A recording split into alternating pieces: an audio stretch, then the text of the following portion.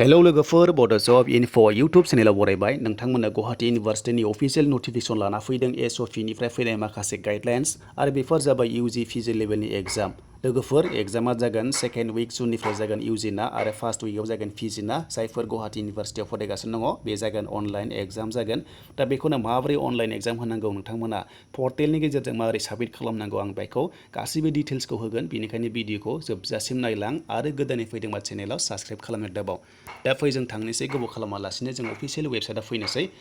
दा नोंथांमोना जेब्ला फैगोन अफिसियेल वेबसाइटआव अब्ला फार्स्टआवनो स्क्रिनाव शो जागोन बेबायदि बेनो जाबाय UG and PG examination GU बिदि मोनगोन दा बे जाबाय नै अपेन टेक्स्ट बुक एग्जामिनेसन बेबायदि मोनगोन आरो बेनिफ्राय what is an open text book examination बेबायदि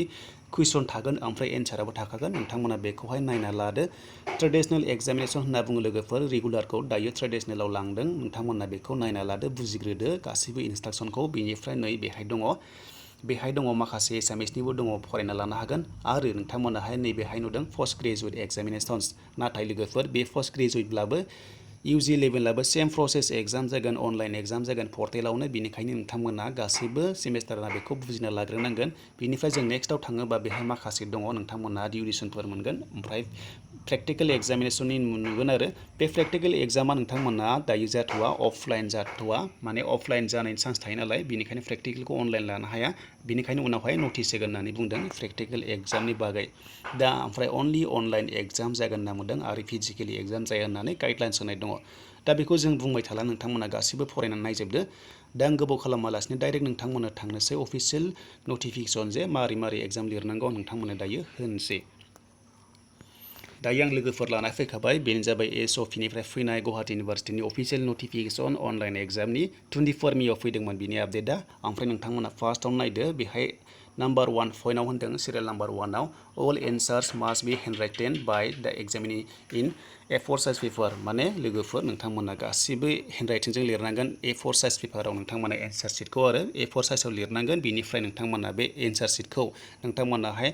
आपल'ड खालामनांगोननो नैबे वेबसाइटआव बेनो जाबाय पर्टेलाव नोंथांमोना आपल'ड खालामनांगोन आरो नोंथांमोना एन्सार शीटखौ बिनिफ्रायनो नोंथांमोनाहाय डाउनल'ड खालामनानै नोंथांमोना लानो हागोन प्रिन्ट खालामनानै ओमफ्राय डाउनल'ड खालामना लानो हागोन होनना बुंदों आरो बिनिफ्राय नाम्बार 2 आव गासैबो पेजआव नोंथांमोना पेज नाम्बार होनांगोन जेरै 1 2 3 4 5 जेसेबांनो पेज नोंथां लिरगोन बेखौ पेज नाम्बार होलांबाय थानांगोन आरो बेहाय दङ नाम्बार 3 आव पेजआ बाराबो जानो हागौ खमबो जानो हागौ 10 निफ्राय लोगोफोर जेबो टेनसन लानाङा जेसेबां हागौ नोंथांमोना लिर जेबो टेनसन लानाङा 11आनो जा 15आनो जा 20आनो जा 5 पेजआनो जा मात्र पेज नाम्बारखौ होनांगोन आरो बेखौ नोंथांमोना आपल'ड खालामनांगोन पर्टेलाव आरो बिनि MBआ जाबाय 5 MBनि बारा जानो मोना नोंथांमोना 5 MBनि खमाव नोंथांमोना होनांगोन सिंगेल PDF फाइल खालामनानै आरो बेखौ लिरदों नैबेहाय नाम्बार 4 आव नोंथांमोना मोनसे एप डाउनल'ड खालामनांगोन बिनिफ्राय नैबे पर्टेलाव आपल'ड खालामनांगोन दा एप्सफोरखौ आं सिगाङाव नोंथांमोननो होथ'ला आं लास्टआव होगोन दा बेनो जाबाय नोंथांमोना बेहाय नोंथांमोना how to scan and convert दा एन्सार शीट इन PDF लोगोफोर माने नोंथांमोनाहाय बेखौहाय माने प्रेक्टिस खालामबाय थानो हागोन आरो PDF फाइल खालामनानै जुदि नोंथांमोना रोंखायोबा खालामबाय थाबानो जाबाय जुदि रोङाबाबो खालामबानो जाबाय ओमफ्राय बेयाव होनाया जास्ट बेल' लोगोफोर बेनो जाहैबाय नोंथांमोनाहाय मोनसे एप्स डाउनल'ड खालामनानै स्केन खालामनानै नोंथांमोना PDF फाइल खालामनांगोन आरो नोंथांमोना बे PDF फाइलखौ नैबेहाय पर्टेलाव आपल'ड खालामनांगोन आरो बिनि MBआ 5 MBनि बारा जानो मोननाय नङा बिनि खम जाथारनांगोन होनबासो बियो साबमिट जागोन बा आपल'ड जागोन दा बेनिखायनो नोंथांमोनाहाय हायोब्ला 2 MBनि खाथियाव खालामनांगौ होनना बुंदों नै 10 पेजखौ आरोना 2 MBनि खाथियाव खालामोबा मोजां जागोन दा नेक्स्टआव जों थांनोसै बेहाय नोंथांमोना नुदों दा नोंथांमोना बेहाय नुबावदों आरोबाव नोंथांमोना एप्सखौ डाउनल'ड खालामना लानो हागोन आरो एप्सखौहाय बिथांमोना होखागोन नैबे पर्टेलाव मोनगोन नोंथांमोना बे पर्टेलनिफ्रायनो डाउनल'ड खालामना लानो हागोन होनना बुंदों नाम्बार 5 ओमफ्राय नोंथांमोना नायोब्ला नाम्बार 6 आव मोनदों नोंथांमोननि कुइसन पेपारा एभेलेबल जागोननो डाउनल'ड खालामनो थाखाय 30 मिनिट्सनि सिगां माने एग्जाम जानायनि 30 मिनिट सिगां नोंथांमोना बेखाय कुइसन पेपारखौ डाउनल'ड खालामना लानो हागोन होननानै बुंदों बेनिफ्राय नोंथांमोनाहाय बेहाय नुबावदों बेनो जाबाय नाम्बार 7 आव The student will be able to upload the PDF copy of the answer script after 30 minutes लोगोफोर एग्जाम जोबनायनि उनाव नोंथांमोना 30 मिनिट्सनि उनावसो नोंथांमोना आपल'ड खालामनो हागोन PDF फाइलखौ पर्टेलाव आरो नोंथांमोना बेखौ टाइम होनाय जागोन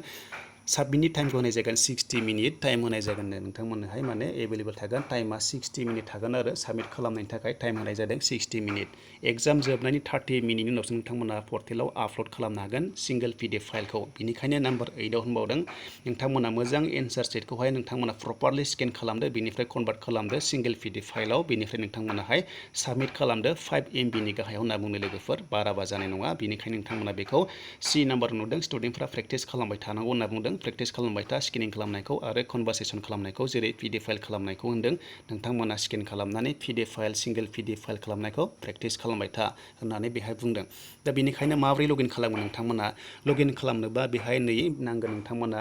जिथु नोंथांमोना होदोंमोन सिगाङाव रेजिस्ट्रेसन नाम्बार मबाइल नाम्बार आरो डेट अफ बार्थ थायोना बेखौ होनानै नोंथांमोना पर्टेलाव लगइन खालामनानैसो एग्जाम होनो हागोन आरो बे जाबाय लोगोफोर अपेन बुक एग्जामिनेसन नोंथांमोनाहाय लानो हागोन एग्जाम नोंथांमोना एग्जाम सभा लेखा नायनानै लिरनो हागोन जेबो टेनसन गैया नोंथांमोना अपेन बुक नायनानै लिरनो हागोन जास्ट नोंथांमोनाहाय फल' खालामनांगोन माखासे गाइडलाइन्सखौ आरो टटेल मार्क्सआ जाहैबाय बेहाय दङ इच पेपार उइल बि 70% लोगोफोर 70%निल' गासिबो पेपारावहाय जागोननो ओमफ्राय बेहाय दङ प्रेक्टिकेल एग्जामा उनावहाय जागोननो लोगोफोर प्रेक्टिकेल एग्जामखौ उनावहाय जागोन ओमफ्राय 12आव नायोबा नोंथांमोना अनलि अनलाइन एग्जाम साबमिसन होनो हागोन खुनु बेहाय अफलाइन जाया एन्सार शीटफोरा खुनु माने अफलाइन जाया डाइरेक्ट अनलाइन जागोन दा बेनोसै लोगोफोर आपडेटआ ओमफ्राय 14आव दङ लास्टआव बेनो जाबाय practical examinations will be notified later on लोगोफोर प्रेक्टिकेल एग्जामखौ एग्जाम नोंथांमोननि जिथु अनलाइन एग्जाम जाखांनायनि उनावसो होगोन होननानै बुंदों बेनिखायनो नोंथांमोना नेथ'नांसिगोन जायफोर प्रेक्टिकेल एग्जाम होनो गोनां दङ UG आरो PG लेभेलाव दा बेनिसिम लोगोफोर SOP नि गाइडलाइन्सआ नोंथांमोना मिथिखाबाय खोथाया जाहैबाय लोगोफोर नोंथांमोनाहाय PDF फाइल खालामनांगोन सिंगल PDF फाइल खालामनानै आपल'ड खालामनांगोन पर्टेलाव आरो बिनि MBआ 5 MB जानांगोन बेनोसै लोगोफोर नोंथांमोना बेनो लगइन खालामनानै नोंथांमोननि ID रेजिस्ट्रेसन ID ओमफ्राय डेट अफ बार्थ मबाइल नाम्बारखौ होनानै लगइन खालामदो पर्टेलाव बेनिफ्राय नोंथांमोनाहाय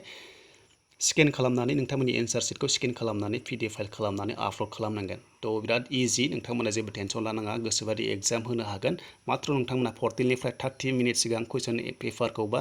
नोंथांमोना डाउनल'ड खालामना लादो एन्सार शीटफोरखौ बेनिफ्राय आरोबाव एग्जाम लिरखांनायनि उनावहाय एग्जामनि टाइमिंखौ नोंथांमोना कुइसन पेपाराव मोनगोन होनखादों जेबो टेनसन लानाङा बेसेबां टाइम होनाय जागोन ओमफ्राय बेनिफ्राय नोंथांमोननो 30 मिनिटनि उनावहाय नोंथांमोननो टाइम होदों जे नोंथांमोना बेखौ आपल'ड खालामनांगोन पर्टेलाव 5 MB नि बारा जानो मोननाय नङा आरो नोंथांमोननो बे आपल'ड खालामनायनि टाइमखौ होदों 60 मिनिट थ' लोगोफोर बेनोसैमोन गुवाहाटी इउनिभार्सिटिनि गोबां नेगासिनो दंमोन माबोरै एग्जाम होनांगौ नोंथांमोना पर्टेलाव थांनानै नोंथांमोनाहाय डाउनल'ड खालामनानै लानो हागोन गासैबो एन्सार शीटफोरखौ आरो मा एप्स डाउनल'ड खालामनांगौ आं नोंथांमोननो दायो देखायनोसै बेनिखायनो भिडिअखौ नोंथांमोना नायलांबाय थाबावदो दा नै लोगोफोर नोंथांमोना बेहाय नायदो स्केनारफ्रा मा खालामनांगौ नै बेहाय होनाय दङ नोंथांमोना बेखौ स्क्रिनशट खालामना लादो दा बेफोरबायदि एप्सआव नोंथांमोनाहाय डाउनल'ड खालामनानै स्केन खालामनानै नोंथांमोना एन्सार शीटखौहाय आपल'ड खालामनो हागोन आरो बेहाय नै सापर्ट बेफोर जागोन सापर्ट जानाया जेरै कागज स्केनार एयार स्केनार दङ tape scanner photo' scanner Adobe scanner Microsoft Office Lens बिदि 3 स्केनार दङ आरो बे होनायाव नोंथांमोना जायखौ सापर्ट खालामो बेखौनो नोंथांमोनाहाय डाउनल'ड खालामनानै एप्सखौहाय प्ले स्ट'रनिफ्राय डाउनल'ड खालामनानै नोंथांमोनाहाय लानो हागोन दा बेहाय आं थुनाय लोगो लोगो नै प्ले स्ट'राव थांगोन नोंथांमोना प्ले स्ट'रनिफ्राय डाइरेक्ट डाउनल'ड खालामनानै लानो हागोन बेखौ पर्टेलाव होनाय दंखायो नोंथांमोना थांनानै जेरै बेहाय नै नोंथांमोना इनस्टल खालामदो इनस्टल खालामनानै नोंथांमोनाहाय इजियावनो PDF फाइल खालामनानै नोंथांमोना साबमिट खालामनो हागोन थ' बेनिसिमबो लोगोफोर दिनैनि आपडेटआ नोंथांमोना जुदि मोजां मोनदोंबा चेनेलाव गोदानै फैदोंबा साबस्क्राइब खालामदो आरो हानायसेबां शेयार खालाम जाहाथे बयबो इजियावनो एग्जामखौ होनो हायो सेमिस्टार फरायनायफोरा थ' लोगोफोर बेनिसिममोन आपडेटआ